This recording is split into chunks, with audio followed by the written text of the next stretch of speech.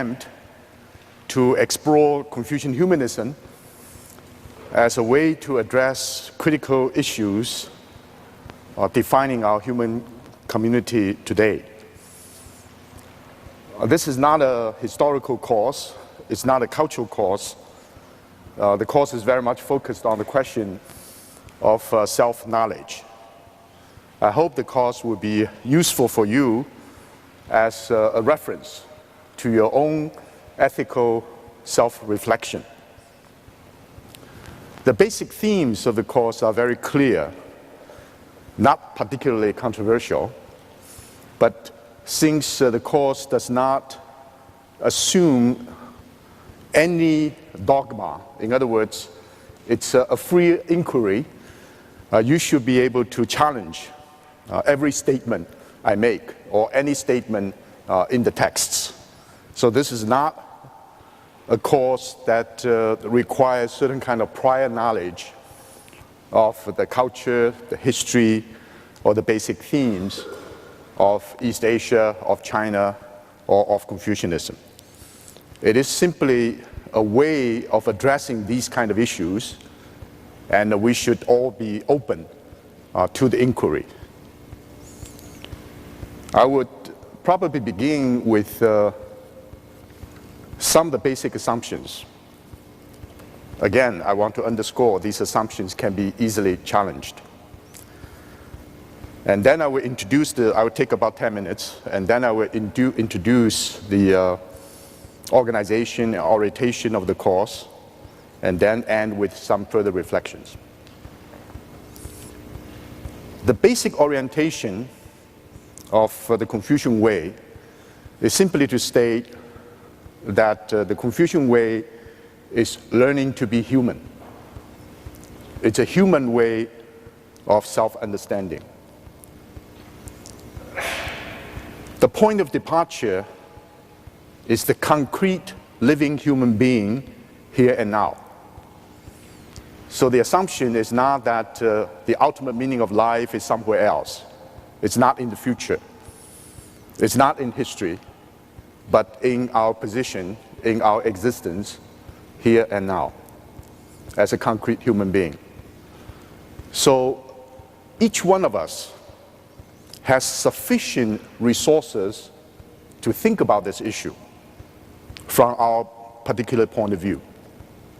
There's no need for us to use any other resources to try to help. If we begin to think about that issue from where we are as a concrete living human being, that is considered by the Confucians as sufficient. But the idea of the self in the Confucian tradition is never an isolated individual.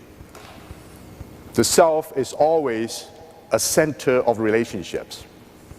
It's better for us to imagine the self as a flowing stream rather than as an island. Because it's a flowing stream, it's open, transformative, and dynamically changing. This is our self. But the self cannot understand itself without reference to an ever-expanding network of relationships. So it's open, it's dynamic, it's transformative. But we begin with our own position as a concrete, living human being. The second assumption is that it intends to be an inclusive humanism. It is not an exclusive humanism. Exclusive humanism is to alienate many other elements that are not really confined to the human world. For example, the spiritual realm. Many humanists would not be bothered by God, heaven, or the spiritual realm. And many humanists also are anti-natural in the sense they are not interested in nature, they're interested in human affairs. But inclusive humanism means that in order to be a human being, especially in order to be a fully developed human being, we need to be sensitive to the spiritual realm. We also need to be sensitive to nature. It is, in this sense, it's called inclusive rather than exclusive. So the self as a center of relationships undergoing transformation continuously interacts with an ever-expanding network of relationships.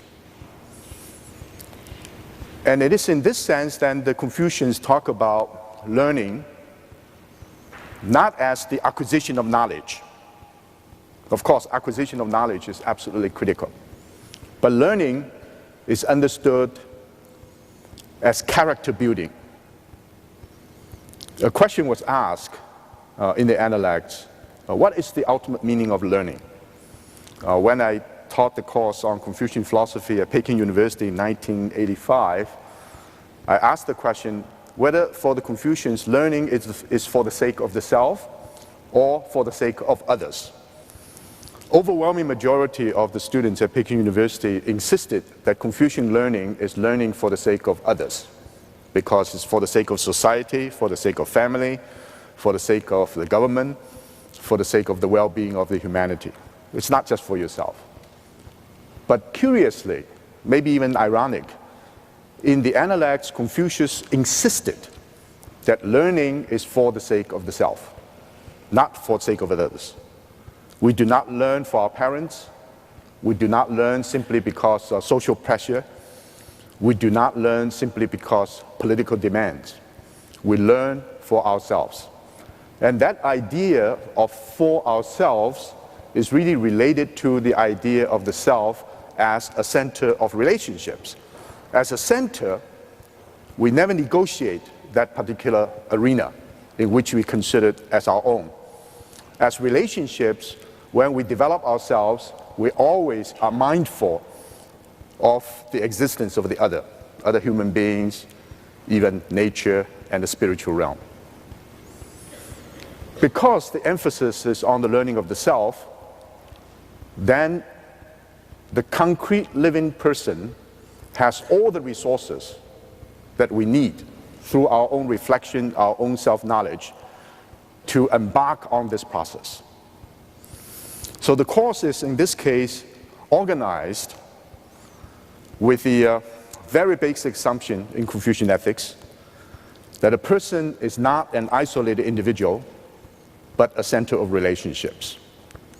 That the society ought to be a community of trust rather than simply a gathering of interest groups. Government should be responsible for the well-being of the people, and world peace is based on humanly ordered states. This is, of course, in the beginning of the great learning, from self-cultivation to family regulation to governance of the state and to world peace. All these sounds a bit idealistic. What I would like to do with this course is that we begin with the reflection on some of these issues by familiarizing ourselves with one of the most central Confucian texts, which is the Analects. It's a conversation involving Confucius and his students.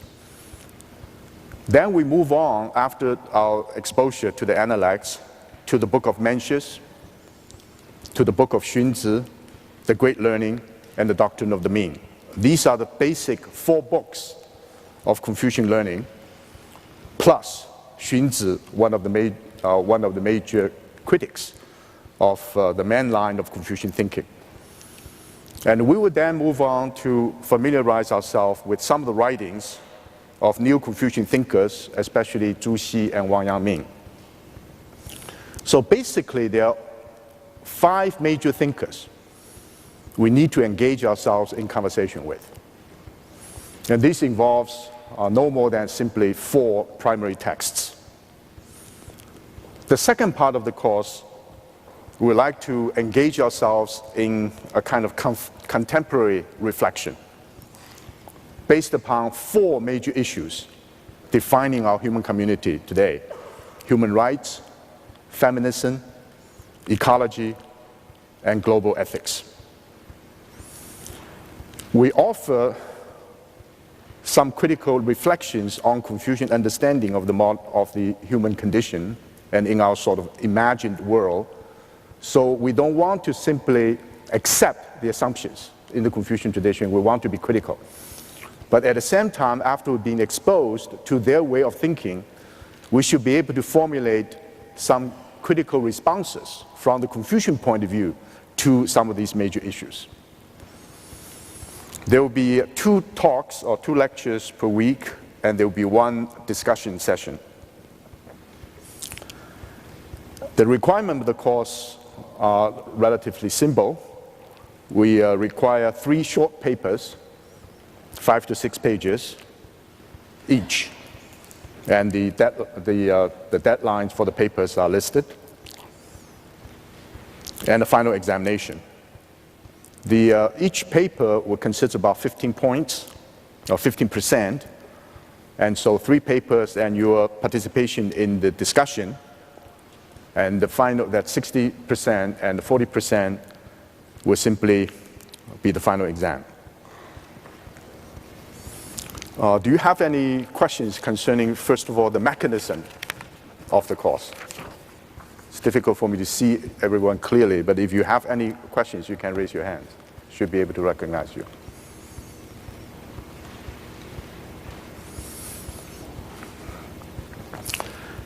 And I've listed for the readings, the reader will be available next Tuesday, I think the Science Center.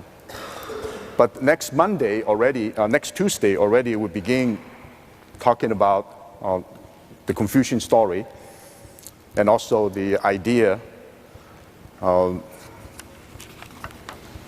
the Golden Rule. The first 2 readings within the reader, introduction by Houston Smith on Confucianism and introductory essays of mine, hopefully you will be able to read next week. And then the reading and the lectures and the discussion will be coordinated according to both the reading assignments, the lectures, and the discussion topics. And each week, the discussion topic will be decided in the TF's meeting, and that discussion will be based upon the lecture and the reading of the previous week.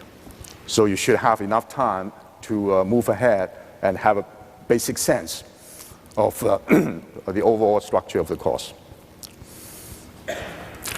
The lecture begins with, first of all, introduction about the Confucian way. That's today. And next Monday, I'm going to show you a video that was made about 10 years ago, an interview with Bill Moyer. And that will help you to orient your thought to the idea of the story, what the Confucian story is about, very much from my personal point of view.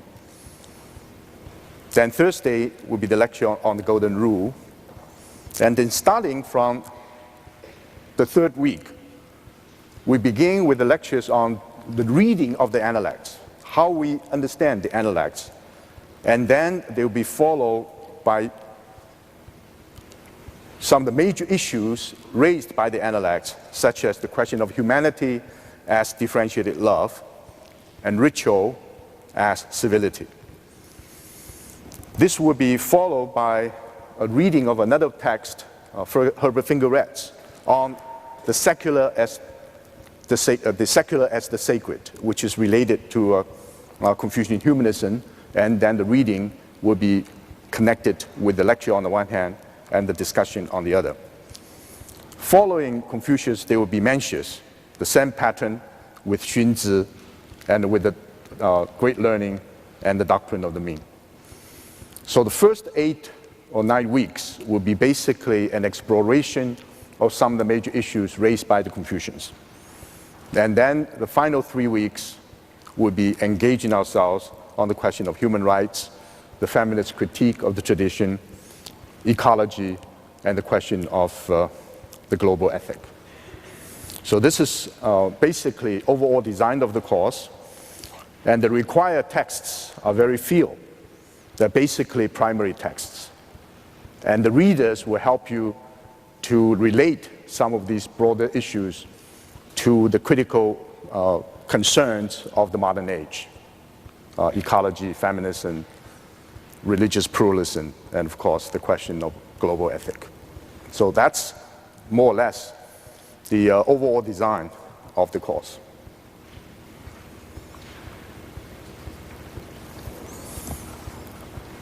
Do you have any questions?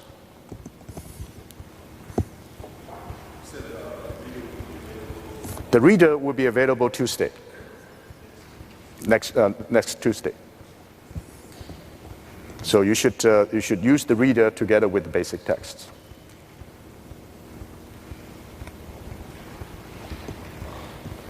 Let me use the time here now. Oh, another question? Yes, please.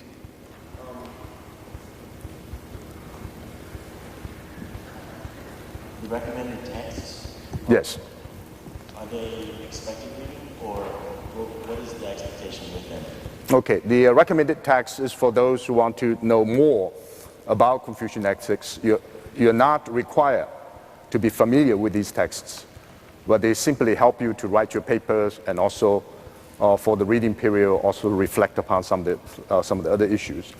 Now, for each of the papers, we're going to design in such a way that you have sufficient recommendation or instruction, even some of the texts, that some of them can be put on reserve. So for writing those papers, you should have enough leeway. Any other questions?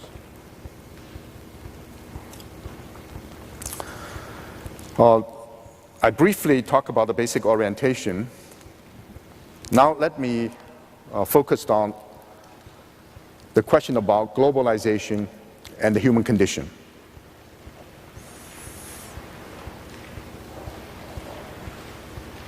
I just came back from a meeting in Davos based upon the question about globalization.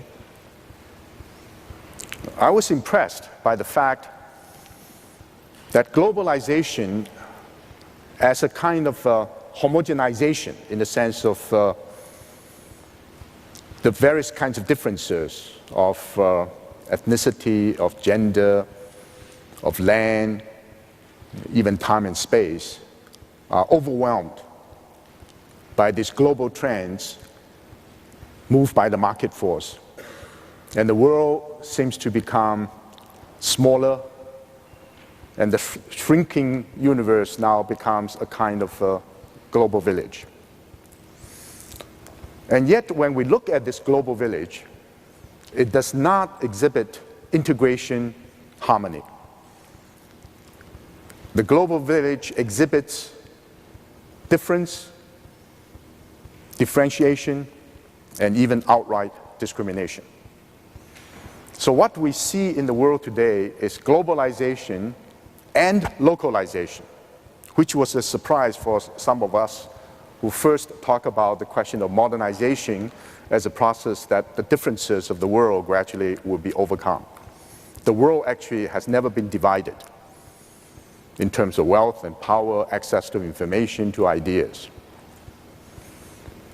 We know that many of us, especially in this hall, we are globally connected, using our cell phone, using our internet, and our knowledge base is totally internationalized.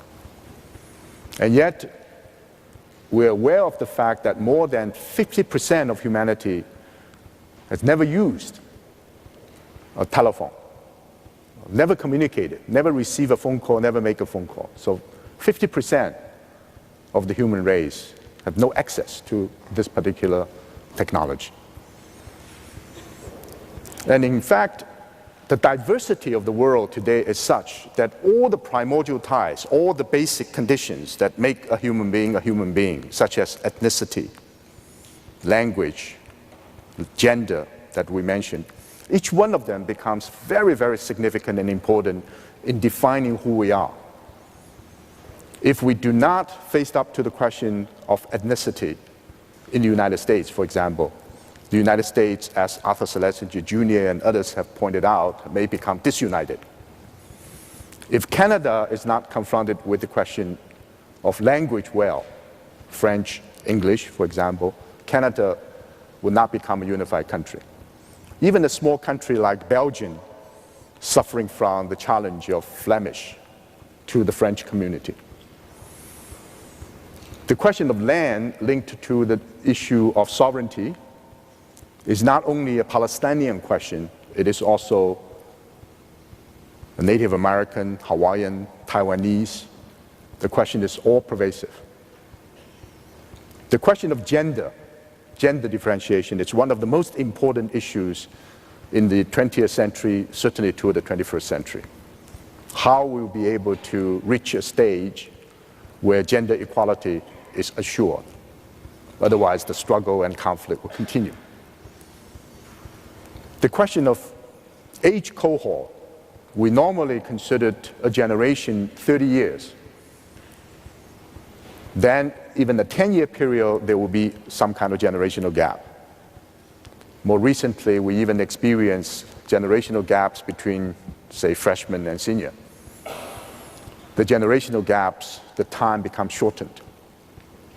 The North and South problem, the wealthy North on the one hand and the poor South on the other, is not simply global. It's also national, local, sublocal, even within the same community.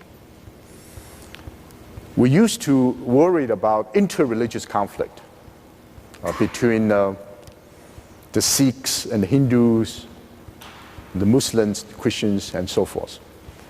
Now we're also worried about intra-religious conflict within the same religious group, the more orthodox and the more liberal.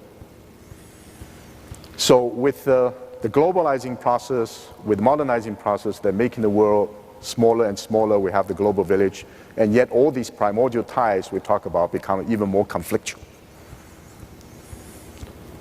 So we need to both celebrate diversity, to understand the importance of diversity, but at the same time, we also need to understand the importance of community.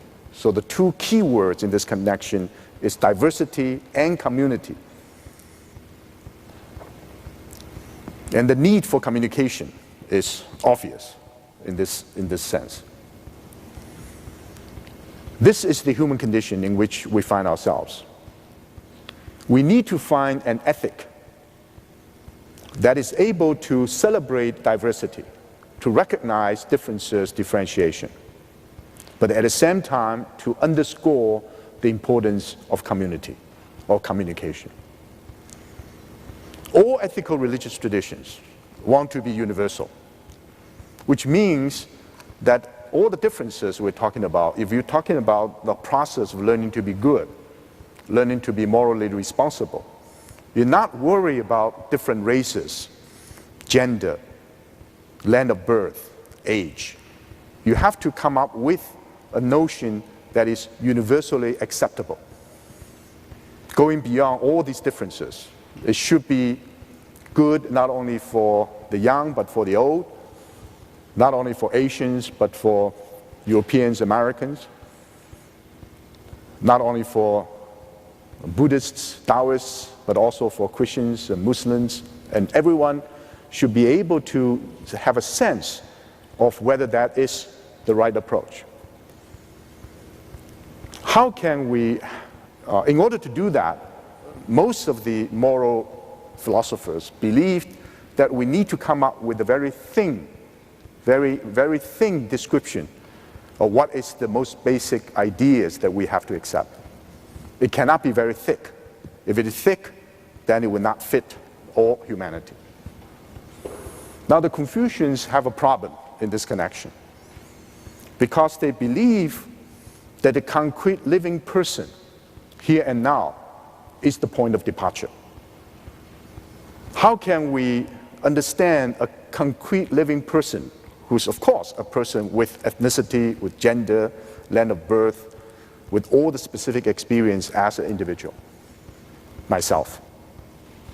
How can I, as a concrete human being here and now, with all the baggages that I inherit, that define who I am, be able to think universally, to say something that is not only meaningful to me, to the people who share my own cultural background, of my own age group, of my own idiosyncrasies, prejudices, preferences, How can I say something that is truthful to myself, at the same time communicable to someone else? Normally, a way is to say, look, let's try to rise above the individual. Let's undermine the differences. Let's underscore something called humanity, which is not restricted to a particular race, to a particular age, or to a particular cultural background. So what we do is to come up with a very abstract idea about humanity, about the rules of the game. Maybe the idea of the transcendent God, which is above all the differences. This is normally what we think we ought to do in order to move from the concrete, the living person, to an idea which is beyond the person, beyond the particular confine of the time and space. Now the challenge for us now, is it possible that I can be totally truthful to myself as a concrete living human being, at the same time I'll be able to communicate with others? There's another way of reaching out, not by departing from who I am, where I stand, by becoming even more grounded, more rooted in what I am. How can that be? It's not a simple solution, but you can think in terms of your own experience. How can I transform the various what we call constraints, my ethnicity, my gender, my age, all the things that make me myself, you can say these are the constraints, instead of going beyond to become liberated from these constraints, but recognizing them first as important for my self-knowledge, self-understanding. Recognizing them as a part of me that cannot be gotten rid of, but without simply passively accepting them as those forces that shaped me into a particular person. Rather, to regard these as resources, as instruments, as ways that I express myself. I express myself through my ethnicity, through my gender, through my age. I recognize my concrete self and express myself through them. In other words, to transform what we normally considered as constraints, as limitations, as forces that imposed upon us, into instruments, even resources for self-expression. Now, if I want to do that, if I think it is a way for me to do that, I must recognize this is not simply my own desire. This is not simply what I, as an isolated individual, want to do. This must be something that my neighbor, my siblings, my parents, my friends, my enemies, and many other people may want to do that as well. Now, if I recognize they also want to do that, would my understanding of myself be restricted, be confined, be diminished because I have that awareness? Or in fact, my awareness that other people would do the same in order to express themselves actually enrich me, actually help me to become empowered by this recognition. So then the question is, what's wrong with taking the concrete living person as a point of departure? What's wrong with taking myself, my own, quote, existential situation as a point of departure with this kind of a moral reasoning? Why I have to go out of myself to a different realm and accept other kind of ideas as something more important than my experience here and now? Why can't I begin with my own experience here and now, and hopefully you'll be able to broaden and to become deepened, and therefore there's a possibility of communication. This is the idea of the self as a center of relationships. I never sacrifice my center. That's my niche.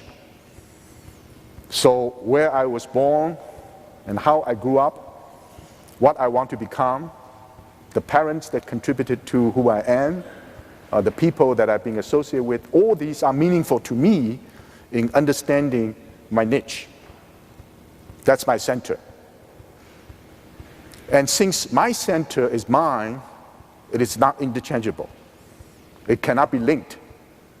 It cannot be replaced by any other center. If you imagine yourself developing as growing as a process of mountain climbing, go up. It's uplifting experience of going up to become, to improve oneself. When I look up, I know there's no other place that I can initiate this particular process except the place where I stand. Even if I want to move to someone else's places, I may think that's more efficacious. Still, I have to find a niche. So I have to recognize the center, recognize myself as the only niche that I want to move forward. And yet, when I begin the journey, if I care to turn my back, to look back, I realize people from many different points can come to this particular position. If I look up, I can see only one path. But if I move a little bit higher, I look back, I know this path can be reached. This point can be reached by a number of other positions. The higher I actually moved, the broader vision I have, I become aware that this position can be reached by a much larger arena. If by chance, of course, sometimes with luck, I move all the way to the top, I look around, then many other sides of the mountain are open. There are many, many paths that will lead to this particular position. Paths that I never imagined possible, paths I even imagined relevant and useful. I become, in a way, humbled. This notion about going up the mountain, looking at the horizon, that extending, new possibilities opening up, is to say that my relationship becomes enriched, broadened, as I deepen my self-knowledge, my self-understanding. The more I move on, the deepened I try to understand myself, the more possibilities open up. And these possibilities, in fact, ought to be considered relevant to me. Because even though I regret there are many, many other paths that I should have traveled, I never traveled, because I have my own niche, I can appreciate what's going on. What are the other possibilities? And that sense of appreciation becomes more enriching for me, empowering for me, rather than restraining myself. So let's visit this idea again. If I am fated, constrained to be a particular person, because all the primordial ties that define who I am, my ethnicity, my gender, my temperament, my intelligence or lack of intelligence, all the constraints that make me who I am. The first point of departure is not to feel that I'm in a cocoon, I'm being constrained by these forces, I'm not able to be liberated. The first order of business is to recognize who I am, that's self-knowledge, through reflection. The Greeks talk about the life that's not examined. Unexamined life is not worth living. We examine the life we live, and that examination helps us to understand the various constraints. But when we become aware of these constraints, they are no longer passive forces that shaped us into a particular person. They, in fact, are the forces, are the constraints that will help us to realize ourselves. So they are no longer constraints, but they are resources and instruments of self-realization. Therefore, the self is not only defined in terms of the centeredness, where we are, it is also defined in terms of relationships. And the relationships become more and more complex as we grow. And the complexity may make our life more difficult, but at the same time may also enrich, broaden our sense of ourselves. If this is the case, then what is the relationship of us as individuals to society? If you walk through William James Hall, not too far away, William James, who was very much of an individualist, but a great psychologist to be sure. But the motto that the professors finally chose to give a character of William James' perception of the relationship between the self and community is the following. Without the impulse, this is a paraphrasing, without the impulse of the individual, community stagnates. Without the sympathy of the community, individual impulse fades away. The sense is that there is an interplay between ourselves as individuals and community. The community requires that our impulses, creative impulses, would keep it alive, keep it dynamic. So the community ought not be considered simply as oppressive force that constrain us and force us to be passive, not being able to respond creatively. Society often gives the sense of the social force, the superego, the images of the parents and so forth. They are forces that shaped us in a certain way that we do not like. We want to rebel against that. Another way of looking at this is that it's not possible for us to imagine the individual and society as two totally separate domains. They are interconnected and interacting in the various ways. Now, the choice that the community ought to be a community of trust is not a wishful thinking. It's not simply to say, if there's no trust, the community eventually will just fall apart. This is simply the notion that the community is not simply the collection of individuals. When a group of people come together to form a community, the community is more than all the members that come together to form that community. Something else enters into the picture. That something else benefits, in the highly idealized sense, of course, benefits every other human being. For example, the university, like this one, is a community of trust. Without the basic trust, this community is not going to survive. Even the military community cannot survive. But this community, least of all, will be able to survive. Why? Because the faculty, the administration, the students, and of course the parents and all the people have some faith in the creative possibility of the educational process. This is never seriously questioned.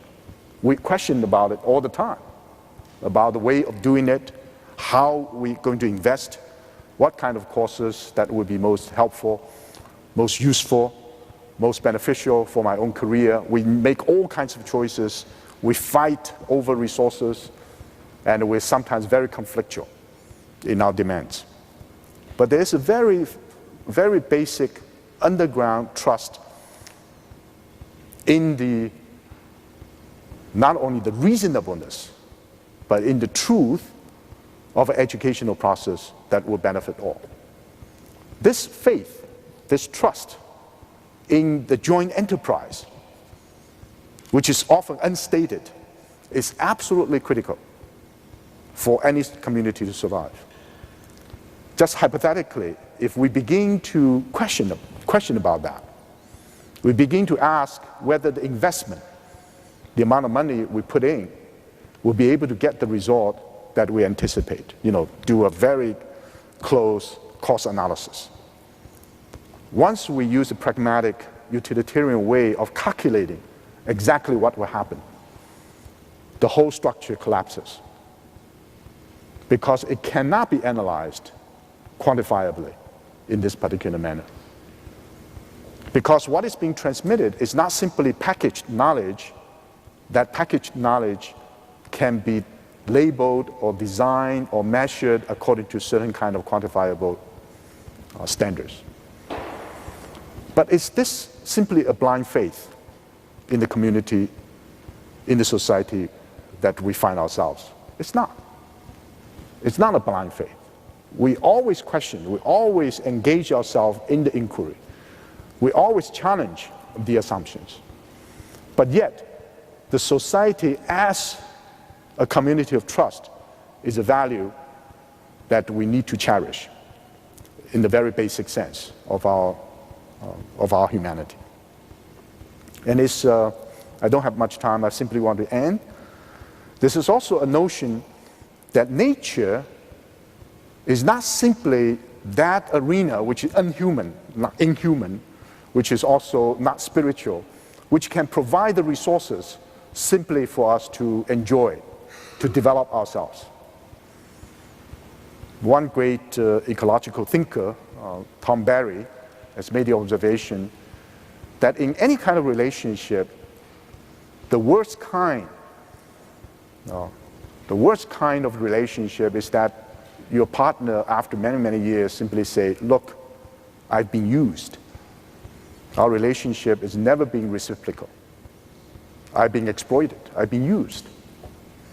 Now, when someone feels that he or she's been used after being together for a long time, this is a major condemnation of the quality of that relationship. And for more than 200 years now, the relationship between the human and nature is precisely that kind of relationship. So nature now is responding, I've been used. I don't want to be used all the time. I've been used. So nature is always considered as simply a collection of objects, some kind of resources that we can explore, some kind of consumption, because of the need for consumption, something that we need. And nature has never been considered as home. But we know that nature is home. It's our habitat. So how can we talk about nature not simply as a collection of objects, but also as a communion of subjects? The Earth-human relationship, how can that be adjusted? Finally, there's also the notion about heaven, or in the Christian sense of God, of Allah. Now, the Confucians believe that there's mutuality, or even mutual responsiveness between the human realm and the realm of the spirit. There's an interplay between the two. So human beings, I want to conclude, are understood as co-creators of this cosmic process. Human beings are not simply creatures. As co-creators, we are also major destroyers. We can destroy ourselves. We can destroy not just nature, but all the companions, all the animals, all the things in nature, a destructive force because of our power as a co-creator. So these four dimensions, self as a central relationships, society as a community of trust, nature as home, and heaven as the ultimate source of creativity and meaning, but forms a mutuality with us, inform the Confucian notion about humanism, about humanity, as a process of transformation rather than simply as a static structure. Thank you.